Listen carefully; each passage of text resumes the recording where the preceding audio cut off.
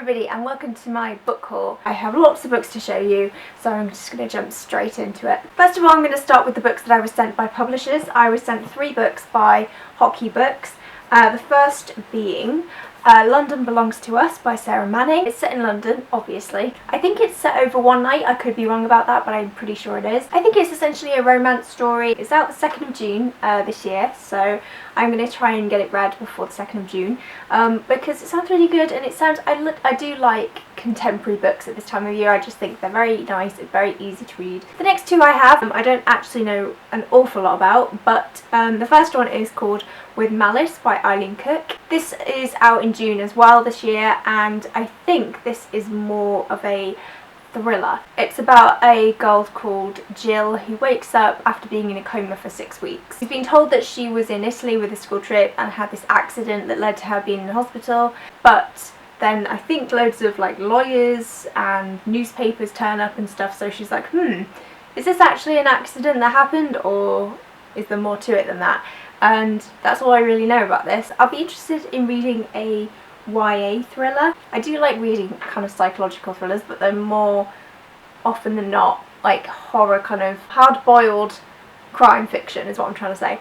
So I don't know what YA thrillers will be like, so I'm excited to give this a go. The final book I was sent by Hockey is called Nothing Tastes as Good by Claire Hennessy, and this is out July this year. This one I'm really intrigued by because it sounds really strange.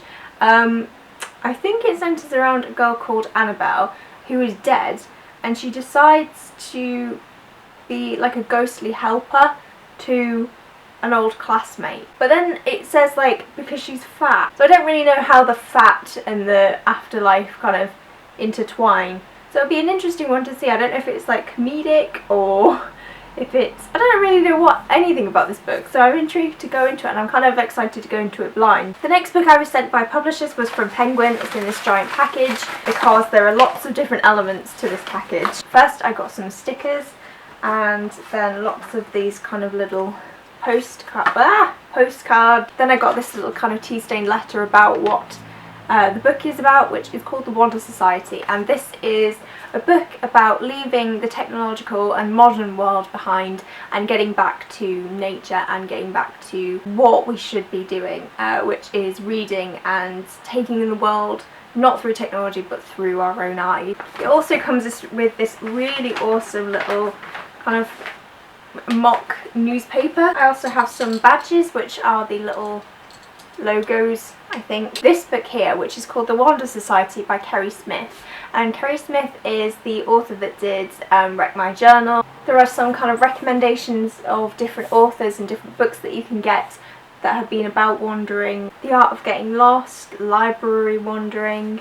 Along with it came this little notebook which says, "Katie, you have arrived," which is which is full of stickers that I didn't know were in there, but that's cool. Oh, they're tattoos! This is basically to take with you when you're wandering, to kind of detail anything, any thoughts that you have, any drawings that you want to do, doodles. And yeah, so that's a really nice little package that I might look into doing more in the future on this channel. Now I'm going to delve into the books that I have personally chose. So the first 2 books I have are travel books. These were recommended on a blog that I follow. I can't remember the name of it off the top of my head, but I will link it below. It is a woman who teaches English in Korea, I think, at the moment, and I'm following her. And she recommended a couple of travel books that she enjoys, and to be honest, I've read most of them, but the 2 that she recommended that I hadn't read I picked up because I thought they sounded really good.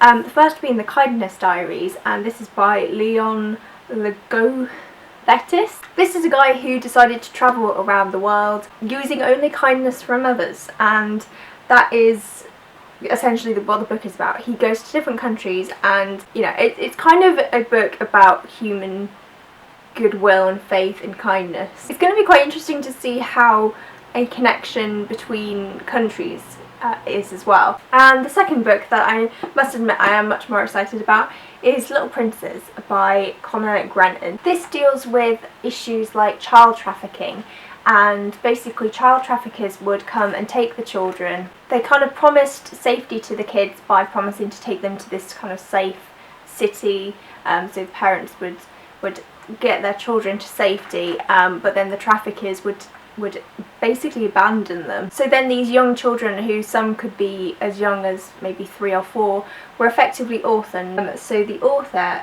tried to reunite children with their families. It sounds really fantastic, definitely a different kind of travel book. It's so much more important and I'm really looking forward to reading this one. I think it's going to be a very important story. And then the next few books I picked up while I was in Nottingham last Saturday. I met up with a bunch of YouTubers, which was really fun. We wandered around Nottingham, we went book shopping, we had some lunch and some drinks, and it was just a really nice day out, and I managed to pick up a few books. I was quite restrained actually, I didn't spend as much as I thought I would, so I am quite impressed. The first shop we went to was Forbidden Planet, and I got a very cool Deadpool carrier bag, and it was free comic book day, so I managed to pick up some free comic books. The first being Doctor Who, and this is a collection of 4 very short stories about the 4 different Doctors. The second one is DC Superhero Girls, which is a little bit more of a kind of fluffy version of the DC feminine heroes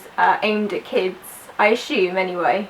By the kind of art style in this, I assume that's what it is. I then have the Captain America comic. You know, everybody's obsessed with Captain America at the moment, so I was quite excited to get that. And the final one I picked up was Civil War 2, and I flipped through this actually and I really enjoyed it. Anything free is a bonus too. We also went to a charity shop where I picked up 2 books, the first being The Night Circus by Erin Morgenstern. I read it when it first came out, so a good few years ago, 2011, so how old was I? 17? I really wanted to reread it ever since, and I didn't have a copy, and I saw this and it was in pretty perfect condition for like £2. So I picked it up and I'm really excited to start this again. I don't really remember much about it, but I remember really liking the kind of magical element in it, so I'm very excited for it. The next book I have is A Portrait in Sepia by Isabel Allende, and I'm trying to work my way through her books. I have read 2 of them, House of Spirits and Eveluna, and I've loved both of them. I've loved the South American setting. It's about a woman named Aurora whose mother dies in childbirth, so she is taken to San Francisco and raised there.